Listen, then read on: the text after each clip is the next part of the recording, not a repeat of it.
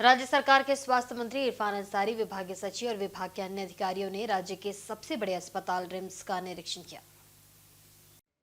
RIMS की व्यवस्था को सुधारने के लिए लगातार राज्य सरकार प्रयासरत रहा है।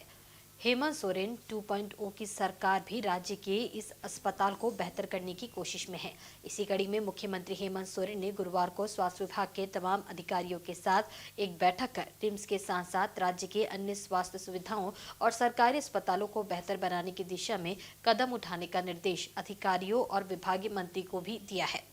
इसी के तहत विभागीय मंत्री ने शुक्रवार को रिम्स का निरीक्षण किया और रिम्स की व्यवस्थाओं को भी देखा। इस दौरान उन्होंने संबंधित अधिकारियों को रिम्स में मूलभूत सुविधाओं को व्यवस्थित करने, मरीज को कोई परेशानी न हो इस दिशा में कदम उठाने की बात कही है। स्वास्थ्य सचिव अजय कुमार ने मौके पर कहा कि मुख्यमंत्री के निर्देश के बाद विभाग राज्य के सभी सरकारी अस्पताल को दुरुस्त करने में जुट गई है। रिम्स अस्पताल भी आने वाले समय में बेहतर दिखेगा। स्वास्थ्य सचिव ने जानकारी देते हुए कहा कि जल्द ही राजधानी रांची में और एक मेडिकल कॉलेज अस्पताल की संरचना स्थापित की जाएगी। इसे लेकर जगह चिन्हित कर ली गई है। जल्द ही दिशा में काम शुरू हो जाएगा।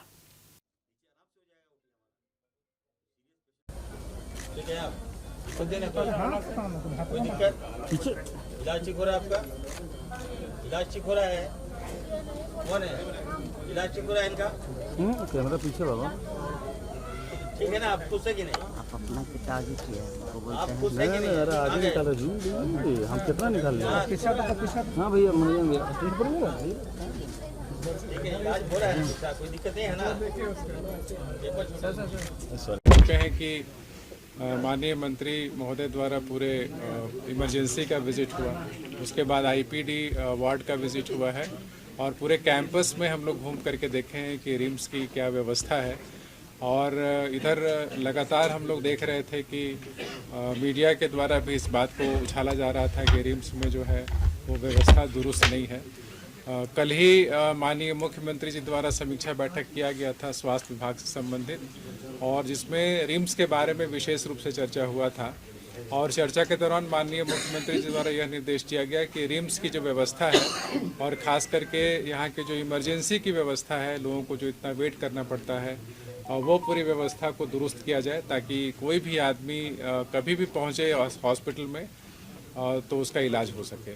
बारीकी से हमारे मंत्री जी, स्वास्थ्य मंत्री इरफान अंसारी साहब ने मुआयना किया है पूरे विभाग का, और देख रहे कि अंदर का जो तोड़ फोड़ वाला ज़्यादा आइटम दिखा रहे थे हमारे डायरेक्टर साहब, रिपेयरिंग वाला काम को ही, तो रिपेयरिंग वाला काम तो लिपा पोती होती रहा है, इतिहास रचते रहा है एम्स का, तो अब लिपा पोती नहीं चलेगा, पूरा पारदर्शी होना चाहिए। मैं माननीय मंत्री जी को बहुत बहुत धन्यवाद देता हूं कि पहली दफ़ा ही हमारे विधानसभा रिम्स में उन्होंने कदम रखे हैं, और मुख्यमंत्री जी भी कल बैठक किए थे तो रिम्स के बारे में काफ़ी चर्चा किए हैं। तो निश्चित रूप से माननीय मंत्री जी का कार्य अच्छा होगा, हमें संकेत मिल गया है। अभी हमने मुद्दा उठाया था रिम्स से देश के पूर्व प्रधानमंत्री डॉक्टर मनमोहन सिंह के निधन पर पूरा देश शोकाकुल है और उनके निधन पर सभी शोक संवेदना व्यक्त कर रहे हैं। इसी के तहत उड़ीसा के पूर्व राज्यपाल और झारखंड के पूर्व मुख्यमंत्री रघुवर दास ने देश के पूर्व प्रधानमंत्री मनमोहन सिंह के निधन पर शोक व्यक्त किया है। रांची में आज पत्रकारों से बातचीत में उन्होंने कहा कि मनमोहन सिंह एक महान अर्थशास्त्री थे। भारत को वैश्विक रूप से आर्थिक सशक्तिकरण की राह पर ले जाने में उनका अहम योगदान रहा है। रघुवर दास ने कहा कि जब वह प्रधानमंत्री थे तब झारखंड के विकास के लिए भी वे चिंता करते थे। रघुवर दास ने पूर्व प्रधानमंत्री मनमोहन सिंह को सहज और सरल व्यक्तित्व का धनी व्यक्ति बताया। पूर्व प्रधानमंत्री डॉक्टर मनमोहन सिंह का निधन से सारे देश शोक व्यक्त कर रहा है, क्योंकि डॉक्टर मनमोहन सिंह जो आज हमारी देश की अर्थव्यवस्था, दुनिया की 5वीं अर्थव्यवस्था है, उसमें कहीं ना कहीं जब वो 1991 में तो देश के वित्त मंत्री थे तो उन्होंने आर्थिक उदारीकरण लाकर देश की अर्थव्यवस्था को मजबूत करने का काम किया था, और उसी नीति के कारण श्रद्धेय अटल बिहारी वाजपेयी जी ने भी उस नीति को फॉलो किया। फिर अभी वर्तमान में हमारे आदरणीय प्रधानमंत्री मोदी जी भी इस नीति को फॉलो करके 5वीं अर्थव्यवस्था और 2028 तक दुनिया का तीसरी अर्थव्यवस्था भारत बनने जा रही है। तो ऐसे महापुरुष का जाना देश के लिए अपूर्णीय क्षति है। और उससे एक दो बार हमारा भी, जब माननीय अर्जुन मुंडा जी मुख्यमंत्री थे, तो झारखंड के विकास को लेकर माननीय उस समय तत्कालीन मुख्यमंत्री अर्जुन मुंडा जी, उस समय के हमारे मंत्रिमंडल के सहयोगी मधु कोड़ा जी, सुदेश महतो जी, तो झारखंड के विकास के लिए हम लोग उनसे मिले थे। तो मैंने अनुभव किया, बहुत ही सहज सरल सीधे व्यक्तित्व के धनी थे वो। देखिए, देश के पूर्व प्रधानमंत्री से भी ज़्यादा देश के आर्थिक सुधारों में उनकी जो महत्वपूर्ण भूमिका रही और वैश्विक मंदी से भारत को बचाने में जिस प्रकार से वो कामयाब रहे हैं, चाहे वो मनरेगा का वो राइट टू इंफॉर्मेशन हो, राइट टू फूड हो, राइट टू एजुकेशन हो, तो ये तमाम चीज़ें जो बेंचमार्क थे और उनके जो इकोनॉमी से जब वो आए थे, तो उस वक्त जब फिनांस मिनिस्टर बने तो पूरी देश की अर्थव्यवस्था जो पेइंग कैपेसिटी थी वो समाप्त हो चुकी। हम लोगों को सोना भी गिरवी रखना पड़ा था देश में। उस हालात में उन्होंने देश को संभाला मुख्यमंत्री रहते हुए। फिर प्रधानमंत्री के तौर पर जो नई आर्थिक नीतियाँ लागू हुई, जो लोगों के बीच में रोजगार का सृजन हुआ, कई सारे इंडस्ट्रीज़ खुले, ये सारी चीज़ों के लिए उनको जाना जाएगा। और इतिहास ऐसे स्वर्णिम व्यक्ति को उचित सम्मान भी देगा और आने वाली पीढ़ियाँ उनके प्रति ऋणी भी रहेगी। हो गया है, कैसे देख रहे हैं, कितना क्षति हो सकता है देश के लिए? देखिए, देश के लिए बहुत बड़ी क्षति है, पूरा देश मर्माहत है। देखिए, उन्होंने बहुत विपरीत परिस्थितियों में जीवन की शुरुआत की थी। बहुत ही एक साधारण परिवार में उनका जन्म हुआ था। उसे संघर्ष करके वो रिजर्व बैंक ऑफ इंडिया के गवर्नर बने, यानी बैंकिंग सेक्टर में जो टॉप मोस्ट पोस्ट होता वहाँ तक गए। फिर वित्त मंत्री बने, जो उदारीकरण का दौर था, आर्थिक सुधार का दौर, उन्हीं के समय शुरू हुआ। और उसमें भारत का फॉरेन एक्सचेंज रिजर्व बिल्कुल बहुत ही अलार्मिंग स्थिति में पहुंच गया था। पूरी वित्तीय व्यवस्था डावाडोल हो गई थी। उन्होंने बहुत अच्छे से कुशल वित्तीय प्रबंधन करते हुए उसे सुधारा। प्रधानमंत्री के रूप में 10 वर्ष तक रहे। काफ़ी कुछ उन्होंने आम आदमी के लिए करने की कोशिश की। राइट टू इन्फॉर्मेशन एक्ट भी उन्हीं के कार्यकाल में लाया गया। और सबसे बड़ी बात, वो बहुत विनम्र इंसान थे। आपने कभी भी उनको तेज़ आवाज़ में बात करते नहीं सुना होगा। तो ऐसे लोग बिरले होते हैं। और हमारी श्रद्धांजलि, पूरा देश मर्माहत है। ईश्वर उनके परिवार को इस बड़े दुख को सहने की शक्ति दे। इधर उड़ीसा के पूर्व राज्यपाल और झारखंड के पूर्व मुख्यमंत्री रघुवर दास ने स्पष्ट किया है कि जनवरी के पहले सप्ताह में हुए भारतीय जनता पार्टी की सदस्यता ग्रहण करने के साथ सक्रिय राजनीति में एक बार फिर से वे कदम रखेंगे। में पत्रकारों से बातचीत में उन्होंने कहा कि लगभग 14 महीने तक महाप्रभु भगवान जगन्नाथ की धरती पर उन्हें सेवा करने का सौभाग्य मिला। रघुवर दास ने स्पष्ट करते हुए कहा कि सक्रिय राजनीति में दोबारा आना उनकी इच्छा थी। अपनी जन्मभूमि और कर्मभूमि झारखंड में आकर उन्हें बहुत अच्छा लग रहा है। बातों ही बातों में उन्होंने स्पष्ट कर दिया कि झारखंड में ही वे राजनीति करेंगे। सर, राजनीति में वापस आने का फैसला आपका था, केंद्र ने? मेरा व्यक्तिगत मामला था। झारखंड लौटे आप तो भव्य स्वागत एयरपोर्ट पर हुआ, कैसा माहौल आप देख रहे थे वहाँ? ऐसा और कोई लोगों का अब तक नहीं हो पाया? नहीं, ऐसा नहीं है। भारतीय जनता पार्टी कार्यकर्ताओं की पार्टी है। भारतीय जनता पार्टी का प्राण कार्यकर्ता है। और मैं भी एक बूथ स्तर के कार्यकर्ता 1980 से संघर्ष करते हुए पार्टी के प्रति प्रतिबद्ध, पार्टी की विचारधारा के लिए काम करते करते इस मुकाम तक पहुंचा हूं। तो कार्यकर्ताओं को लगता है कि भारतीय जनता पार्टी एक ऐसी पार्टी है जहाँ एक सामान्य कार्यकर्ता भी अपने कर्म कर शिखर तक पहुंच सकता है। और मैं प्रारंभ से संगठन का व्यक्ति रहा। बीच के काल में जरूर कुछ दायित्व, मुख्यमंत्री का दायित्व हो चाहे महामहिम का दायित्व हो, लेकिन मेरा स्वभाव संगठन का है। और मेरी इच्छा भी है कि संगठन का झंडा लहरा के ही जाऊं।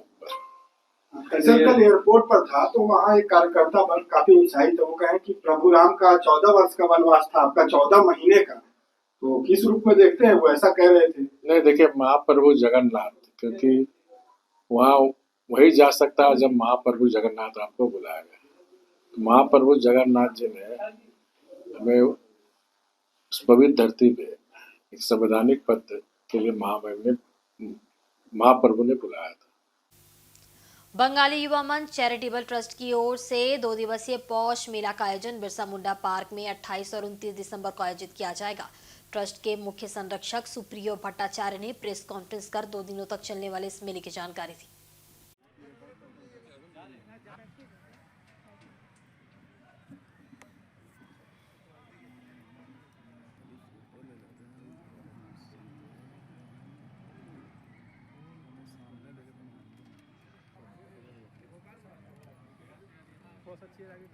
प्रस्तुत करेंगे।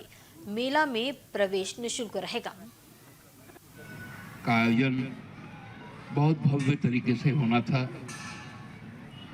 माननीय विधानसभा अध्यक्ष ने उद्घाटन के लिए सहमति प्रदान की थी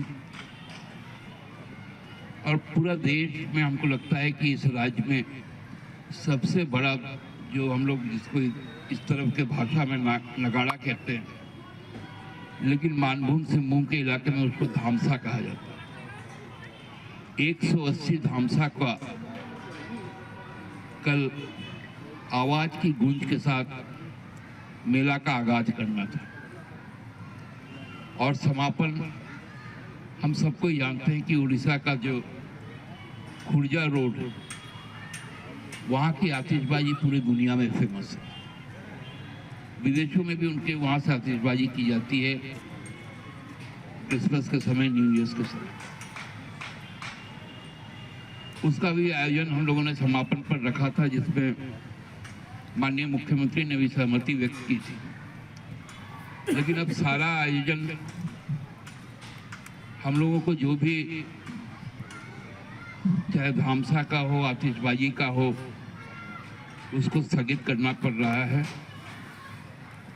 कोई औपचारिक उद्घाटन सत्र नहीं होगा, लेकिन चूंकि मेला में पार्टिसिपेट करने के लिए कलाकारों का आना भी शुरू हो गया है, इसलिए मेला को हम लोग बहुत सादगी के साथ मनाएंगे। सिखों के 10वें गुरु गुरु गोविंद सिंह जी के 4 साहिबजादों के शहादत पखवाड़े के अंतिम दिन जमशेदपुर के बिष्टुपुर स्थित रामदास भट्टा गुरुद्वारा साहिब से नगर कीर्तन निकाला गया। 5 प्यारों की अगुवाई में निकाले गए नगर कीर्तन का नाम चेतना यात्रा दिया गया था।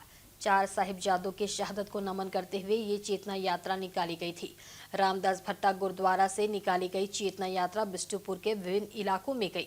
अंत में गुरुद्वारा परिसर में आकर समाप्त हुई। इस बीच महिलाएं गुरु का शब्द गाते हुए यात्रा में शामिल हुई। चेतना यात्रा कुल मिलाकर लोगों के लिए आकर्षण का केंद्र बना हुआ था। वहीं बच्चों के करतब से भी लोग प्रफुल्लित थे। चेतना यात्रा में शामिल महिलाएं और बच्चों को अलग पोशाक में देखा गया।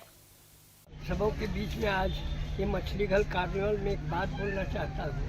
2025 के बारे आपने प्रश्न किया, मैं ये स्वागत करता हूँ और ये बात कहता हूँ, प्रेम से जी बरे भाई, प्रेम परलोक संगे जाई, प्रेम से जी बरे भाई। प्रेम एक ऐसा बड़ा संपत्ति है सामने ही बने रहे, हम लोग तुरंत कि आपके साथ ईश्वर के खुदा के घर तक चला जाएगा और आपकी पहचान जो है प्रेम बना रहेगा, जो इस समाज में सदा जिंदा रहेगा। मैं 2025 के लिए झारखंडियों को, भारतीयों को ये 2025 का आगमन है। नव युवकों या झारखंड वासियों के लिए कुछ तो एक गुनगुना दीजिए, छोटा सा। जी, आप जानते हैं कि हम नागपुरी भाषा या झारखंड आंदोलन इस सब में बचपन से रहे हैं, तो मैं आपको एक पंक्ति जो हिंदी बोल है, झारखंड की मौलिकता है और बोल हिंदी है। झारखंड झारखंड झारखंड राज, मिट्टी अनमोल है और निराला समाज।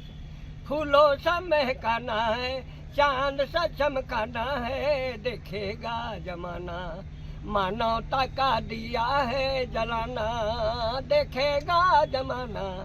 मानवता का दिया है जलाना। जीवन में मनोरंजन की कमी महसूस कर रहे हैं समाज में। सामाजिक लेवल पर बच्चे गली मोहल्ले में अब वो मनोरंजन नहीं कर पाते थे कदर के लिए। ऐसी स्थिति में इस तरह के कार्निवाल का आयोजन, जो मछली घर में कार्निवाल हो रहा है, यह शहर के बच्चों के लिए एक अच्छा मनोरंजन, स्वस्थ मनोरंजन, एक्वा मनोरंजन, जो प्रकृति से दर्शन कराएगा, अपनी कलाओं की अनुभूति कराएगा। कंपटीशन में बच्चे भाग लेंगे और कई तरह के सामाजिक नीति नियमों की जानकारी इस कार्निवाल में दी जाएगी। इसके लिए मैं इनकी शुभकामना देता हूँ और औपचारिक प्राप्त करता हूँ। झारखंड वासियों या देशवासियों को नया साल का क्या बोलें? नया साल का आज नया साल आने वाला है। देश में उद्यमिता, विकास,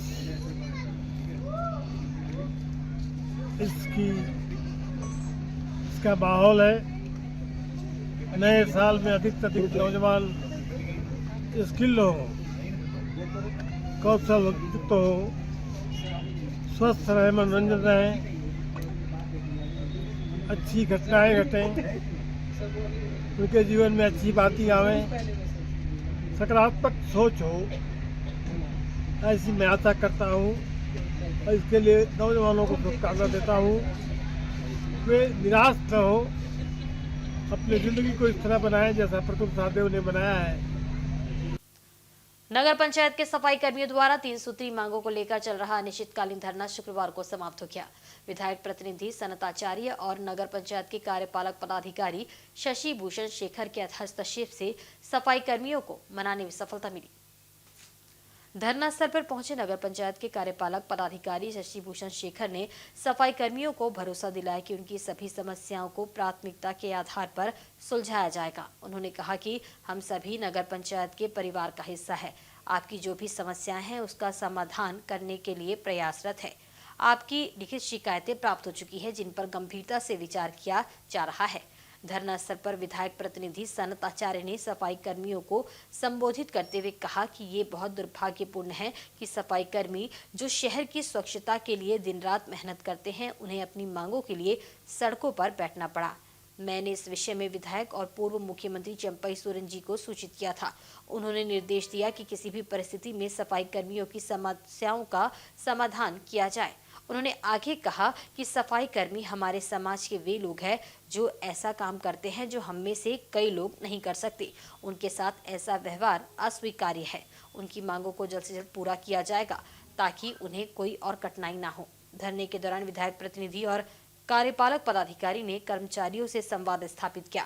कर्मचारियों की प्रमुख समस्याओं में समय पर वेतन का भुगतान और झारखंड सरकार द्वारा निर्धारित न्यूनतम मजदूरी का पालन शामिल था। नगर पंचायत के परिवार के हिस्सा है और इन सब के साथ जो भी परेशानियां हो रही हैं उन सब का लिखित ब्यौरा आया हुआ है। इसको देख रहे हैं और देख करके जो भी इनका उपाय, जो उपचार निकलता है, हम उस पर प्रयासरत हैं और कोशिश करेंगे कि जितना जल्द से जल्द हो इनका उपाय निकालें। और आज के बुलेटिन में बस इतना ही। कल फिर हाजिर होंगे कुछ नई खबरों के साथ। तब तक देखते रहें इंसाइड झारखंड न्यूज़। नमस्कार।